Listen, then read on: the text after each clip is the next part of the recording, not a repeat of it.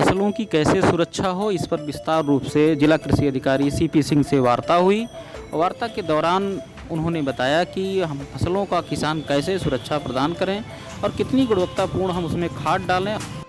Sir, इस समय किसानों का धान रोपाई किया गया है और किसानों की रोपाई धान की सुरक्षा से संबंधित क्या क्या किसानों को उपाय इस समय करना चाहिए जिससे उनकी फसल की पैदावार बढ़िया हो और अच्छी गुणवत्ता का जो है उनको हर चीज़ मिल सके। जी जी, धान की रोपाई लगभग समाप्त हो चुकी है। इस बार मानसून 15 से 20 दिन पहले आया। शुरू से लगातार अच्छी बारिश हुई। इसका फायदा उठाते हुए किसान भाइयों ने धान की रोपाई कर लिया, परंतु इस समय लगातार बारिश होने से जल जमाव की स्थिति कहीं कहीं बन चुकी है। सबसे पहले मेरा ये सुझाव होगा कि जल निकासी का किसान भाई व्यवस्था करें, अधिक दिनों तक जल जमाव न होने पावे। जल निकलने के पानी निकलने के बाद ही उसमें यूरिया, जिंक आदि कोई रोग कीट लग रहा हो तो उसके अनुसार वो उसमें स्प्रे करें। सर, मान लीजिए कोई फसल पीली हो रही हो तो उसके लिए क्या उपाय किसान को करना चाहिए? पीली लगने का 2 कारण हो सकता है, जिंक की कमी हो, सल्फर की कमी हो, या अधिक समय तक जल जमा होता है। ऐसे में नाइट्रोजन की कमी हो जाती है। इसीलिए मैं कह रहा हूँ कि इसमें जिंक, सल्फर यानी कि माइक्रोन्यूट्रिएंट और यूरिया का छिड़काव किया जाए। और जो किसान भाई धान की रोपाई कर चुके हैं, ऊपर है, जहाँ जल जमाव नहीं हुआ है, वहाँ खरपतवार नियंत्रण यदि रोपाई के 72 घंटे के अंदर कोई दवा नहीं डाले हों तो रोपाई के 30-35 दिन के बाद उसमें खरपतवार नाशी का अवश्य प्रयोग करें, जिससे कि खरपतवार खेत में न रहे, अन्यथा वो धान के पौधे से प्रतियोगिता करते हैं और उनमें से उनको कमज़ोर करते हैं।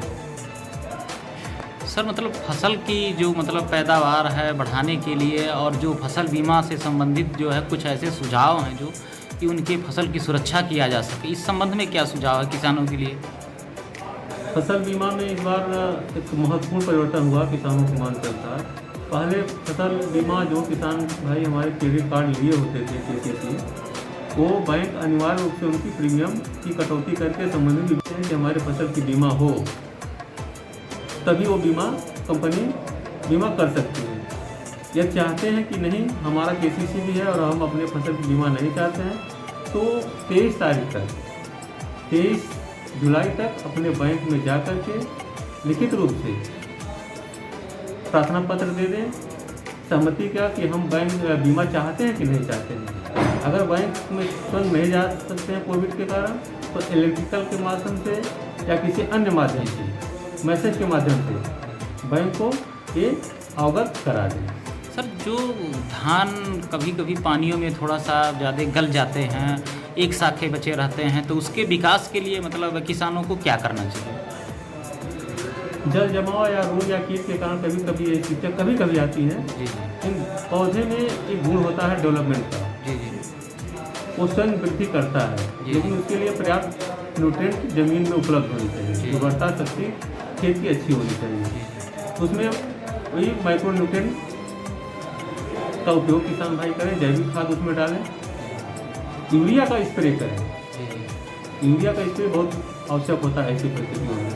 कभी कभी सर ये जैविक के बारे में किसान कुछ ऐसे हैं गंवार हैं, नहीं समझ पाते हैं, तो जैविक की किसानों के लिए जो गंवार हैं उनके लिए क्या परिभाषित किया जा सकता है इस पर? जैविक का आशय है जो जीव जंतुओं से तैयार हुआ या ये फसल अवशेष जो जितने होते हैं, फल सब्जियां जो हम लोग खाते हैं, घर में जो चीज़ निकलता है उससे जो सड़ करके बनता है, गोबर की खाद हो गई, पत्तियों की खाद हो गई, जीव जंतु के अवशेष हो गए, ये जैविक खाद में आते हैं। इसमें किसी तरह की रसायन की मात्रा नहीं होती है। ये ज़मीन की उर्वरा शक्ति के लिए अच्छी होती है और उससे जो उत्पादन होता है अनाज हमारे आपकी सेहत के लिए भी बहुत अच्छा होता है।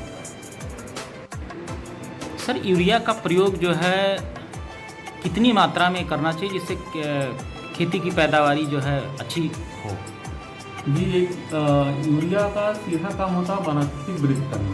जी, वैज्ञानिकों द्वारा एक संतुलित डोज है कि 100 से 120 kg यूरिया है, यानी कि अगर 2.5 से 3 बोरी यूरिया प्रति हेक्टेयर के लिए होती है और वो पूरा प्रारंभिक अवस्था से लेकर दूसरी ड्राप ड्रेसिंग की जाती तब तक के लिए होती है 120 kg यूरिया। लेकिन हमारे किसान भाई, कुछ किसान भाई तो ऐसे हैं कि जो यूरिया का अधिक से अधिक प्रयोग कर रहे हैं।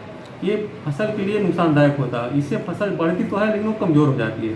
बाद में ज़रा सा हवा पानी लगा वो गिर जाती है और बहुत ज़्यादा बढ़वार होने पर उस पर कीड़े भी आकर्षित होते हैं, कीट रोग की भी संभावना होती है बढ़ने की।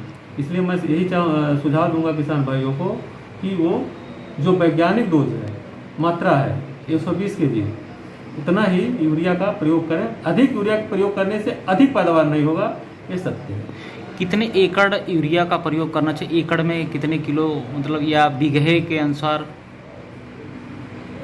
एकड़ में आप 25 kg जी, 25 से 30 kg यूरिया प्रति एकड़ जी, प्रयोग करना चाहिए। अगर बीघे में आप करना चाहते हैं तो 10 से 15 kg, जी, अधिकतम 2 बार, जी, एक बार रोपाई के समय और उतनी ही मात्रा एक बार टॉप ड्रेसिंग के समय।